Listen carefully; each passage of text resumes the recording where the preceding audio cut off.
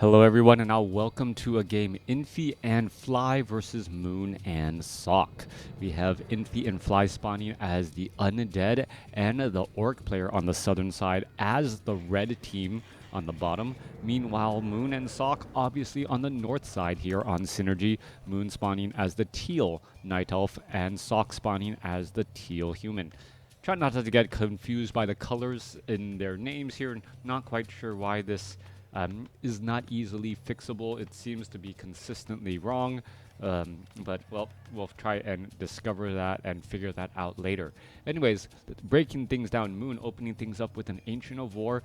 Does have an Altar of Elders. The timing seems to be standard. Keeper of the Grove or Demon Hunter most likely. Meanwhile, southern side, we are getting that Altar of Darkness, pretty standard. Altar of Storms, no Tavern Heroes.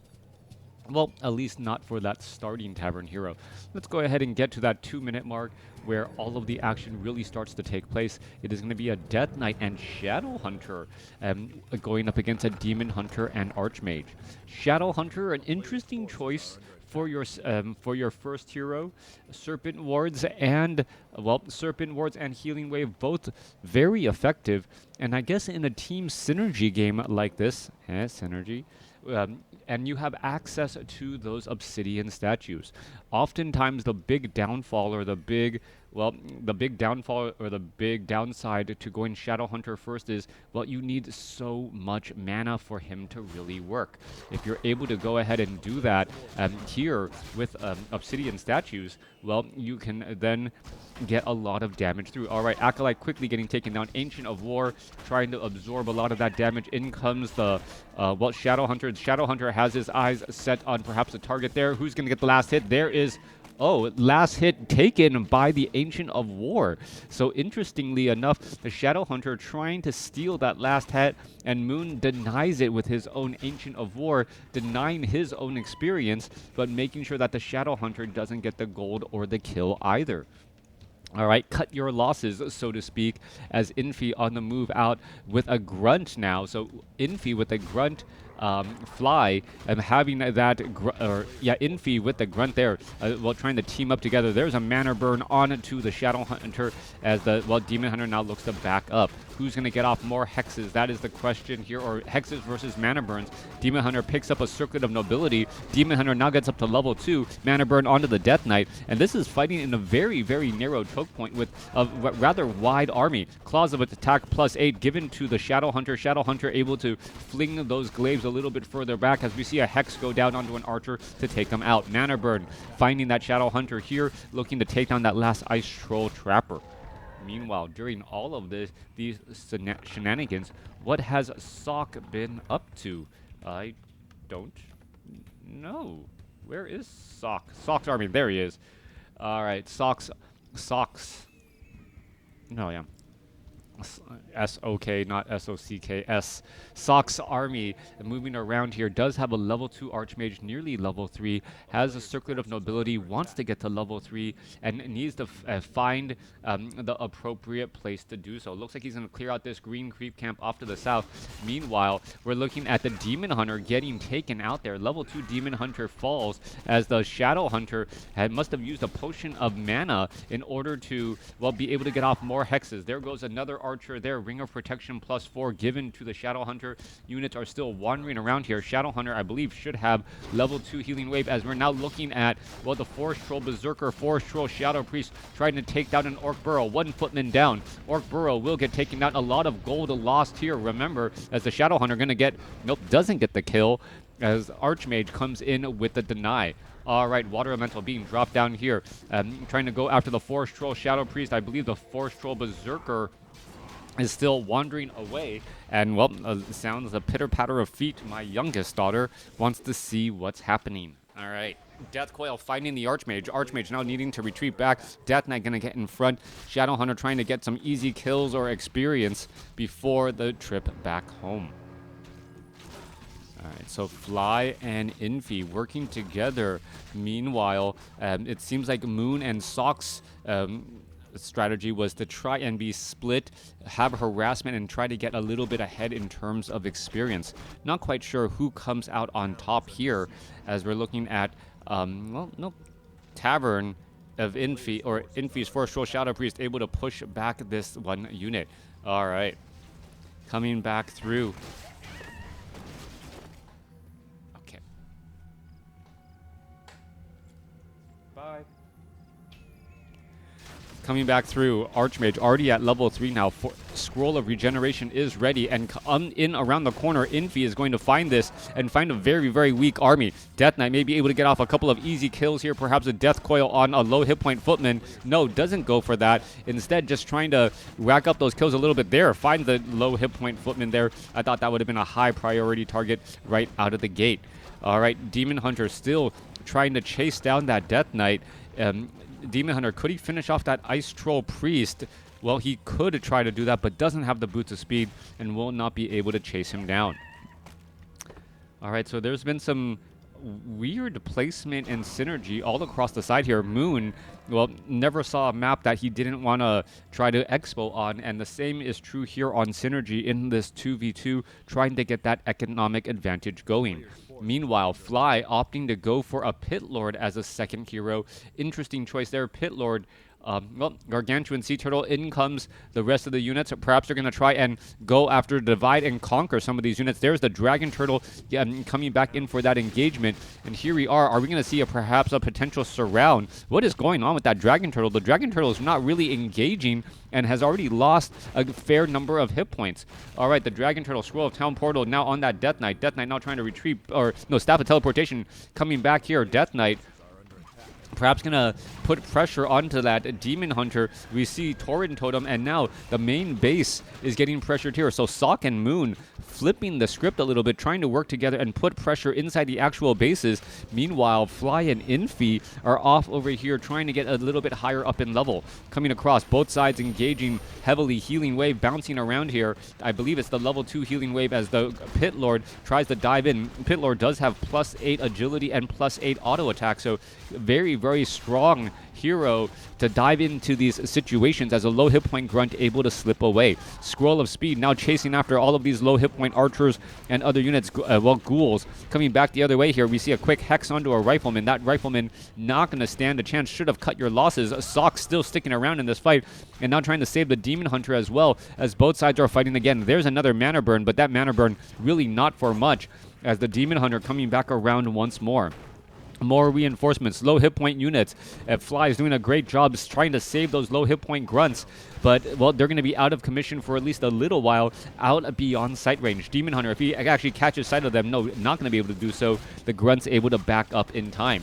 Meanwhile, Dryads are here. There goes another ghoul. We're looking at some damage onto that Pit Lord. Pit Lord could have some, well, difficult days as the Pit Lord gonna get body blocked. No, the Paladin lets it pass and, well, lets the Pit Lord go shopping at the Voodoo Lounge to get healed back up. Meanwhile, Demon Hunter able to get off another mana burn once more. Perhaps gonna try to finish off a couple more grunts, as we still do not have reinforced defenses here, but you don't really want to be within Orc Burrow range yet.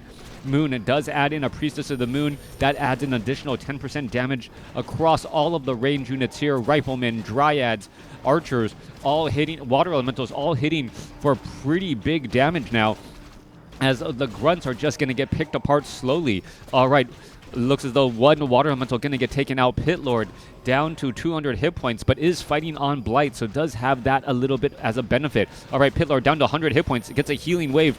Paladin doesn't have enough mana for, well, a Holy Light to try and blast it down, as the Archers are looking for ways to really deal damage here, but all of the grunts are, well, now hiding under the cover of the Black Citadel. Undead base, often the most difficult to try and press into, as its main town hall has a cold tower. All right, coming back across here, Demon Hunter trying to clean things up, is going to finish off that Voodoo Lounge. One more shot, yes, does finish it. And now the Pit Lord trying to come back across, trying to dive in onto all of those riflemen with that cleave. It really, really slicing its way through. Scroll of Healing used there, and now suddenly the Pit Lord realized he was gone a bit too far, trying to back up. All right, the Grunt didn't get the memo to retreat. He's going to get taken out, as we're looking at a couple of, well, low hit point ghouls, as we now see level 4 on the Archmage. Level 2 Brilliance Aura going to be very useful for the, well, for the Paladin and for that Demon Hunter to try to keep everyone in check. However, Paladin could have a very bad day. Uses a Potion of Lesser Invulnerability not in time to dodge that. I don't think he used it in time to dodge that Death Coil. Paladin now back up to 270 hit points, still slowly healing from Priest. The archers and the riflemen and well, the True Shot Aura Priest still trying to slowly pick apart this Orc base. And remember, behind this, Moon has an extra base. That's the reason why he can kind of trade in this spot and still know that every moment that he's fighting and engaging here, dealing a little bit of damage, as long as they're trading 1 for 1, they're going to be fine. All right, Abolish Magic being cast as well. Yuna's trying to back away, and now the Dryads are just slowly picking apart Fly's base. Reinforced defenses are done. So fortified armor across all those units is going to see a low hit point archer get taken out quickly. All right. Lesser Dark Minions trying to make their way back across. Pit Lord coming across here. There's some more cleaves. There's another mana burn going down. Both sides still fighting. And, well, Sok going after this Ultra of Storms. Another healing wave. Level 2 healing wave really working out well for that Pit Lord. Having another target or another source of healing besides that Death Knight, keeping him topped off. Obsidian Statues, however, constantly getting drained out on mana as the Demon Hunter, well, is getting mana regeneration from the help of the Archmage. We do see a Meat Wagon down to the south here, able to lob in some attacks as both sides are fighting and engaging again. All right, Pit Lord down to 273 hit points. Is it going to back away? Yes, in plenty of time. There's a Holy Light saving that Demon Hunter again. Paladin once more low on mana, going to try and back around once again and perhaps try and put pressure. It looks as though the Meat Wagon was moved around here as we finally have a break in the fight. All right, plenty of gold mined out there. We're looking at 50 supply and 48 supply going up against, well, 49 supply and 34 supply. Fly, no surprise, on the lower end of the army size right now after taking such a large beating and now needing to rebuild some of his lost infrastructure. Only a barracks and a Tauren Totem. Voodoo Lounge was taken out. All right, Dragon Turtle down to 1,400 hit points. We're looking at, well, the slow walk back the other way. Meanwhile, Grunt does spot that location there. Is the Death Knight, what is the Death Knight trying to do? Pit Lord still looking to get to level 2, but with so many other heroes out here on the battlefield, experience is scarce when shared amongst so many different targets.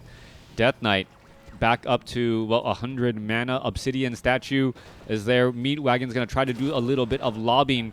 And what is going down? The Shadow Hunter of Fly aggroing the turtles. And now we're going to be going into a little bit of a pincer, perhaps. Infi, well, Infi does have this ward here, so knows exactly or has sight. Meanwhile, the Demon Hunter is trying to make sure that the Dragon Turtles cannot or do not fall at the hands of Infi and Fly. All right, Night Elf now coming across here. What is Sok doing? Sok is actually trying to clear out the other side while Infi, Moon is just trying to put pressure and making it not easy to clear out this Dragon Turtle creep camp. All right, Dragon Turtle Creep Camp gonna get cleared though. Double level up for the Pit Lord and and I believe the Shadow Hunter got that level up there. Cloak of Immolation on the Pit Lord, and well, that Pit Lord is gonna be diving in even further to try and, well, maximize its damage. Gargantuan Turtle now down. Paladin gets up to level 3 in all that craziness. Strength and intelligence, exactly what the doctor ordered for this Paladin, as the Paladin now has more hit points, has more mana to heal, and, well, just a bit more beefy overall. All right, there goes an arrow there. Dark Ranger now gets up to level 2. It looks like Moon and Sok could have a little bit of a problem if they're not able to, contain this attack by Infi. Or is Infi and Fly pushing too far, or do they see something, see a chink in some sort of armor here? Moon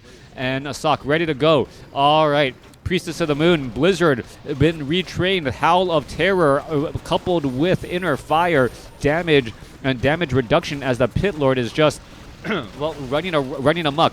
All right, Archmage with Blizzard here, able to deal maximum damage across all of these units, and just trying to find the low hit point targets. Rifleman still in this position here. Who has the better concave? It looks like the Teal army does, but remember, Destroyers are able to devour magic as well and get in some good heals, and with so much inner fire on the table, it could easily go the other way. Destroyers constantly getting poked apart here. There's some mortar teams lobbing some attacks back. Paladin going to give a holy light to the Demon Hunter, who's trying to give chase after some of those targets. Mana burn onto that Spirit Walker. Easy target, no. Instead, going to get healing waved first. Both sides still fighting. What is going on here? The Dryads of Moon engaged before Sok was ready. And that is just one of those timing situations. When you are not in full control of the army, you may have half of the army in a 2v2 fight not engaged or in position. Moon was ready to give chase, but was forced to let off the gas and give Infi and Fly the opportunity to clear out another creep camp and give that Pit Lord now level 3. All right, Pit Lord now at level 3, level 2 cleave, I got to imagine. All right, Sok's ready to engage here, but he's going to find himself in a little bit of a tough spot. Demon Hunter, Priestess of the Moon, trying to charge on in here. Sok's trying to go after the army instead of just going after the base units here. There's a Death Coil finding that Demon Hunter, as we're going to see in the engagement here. Archmage needs to back up. Fly machines are going to engage, and there's a Blizzard raining down. Destroyers going to get poked apart as the Priests are in the back, not healing anyone in the front line. They need a heal there. Meanwhile, Demon Hunter does get to level 4. Dryad's getting a heal from a scroll of healing and still trying to dodge a little bit of damage. Blizzard still raining down here. Sok finding windows of opportunity to just lay down Blizzard and try and get the meat wagons out of position. All right, more Blizzard raining down here. All of those units suffering terrible damage, 40 damage per wave. And, well, it seemingly lasts forever and a day. All right, are we going to see some Crypt Fiends get taken down? Yes, we are. Archmage now gets up to level 5. Now level 3 Blizzard is going to be available, and Infi and Fly leave the game. Moon and Sok coming out victorious.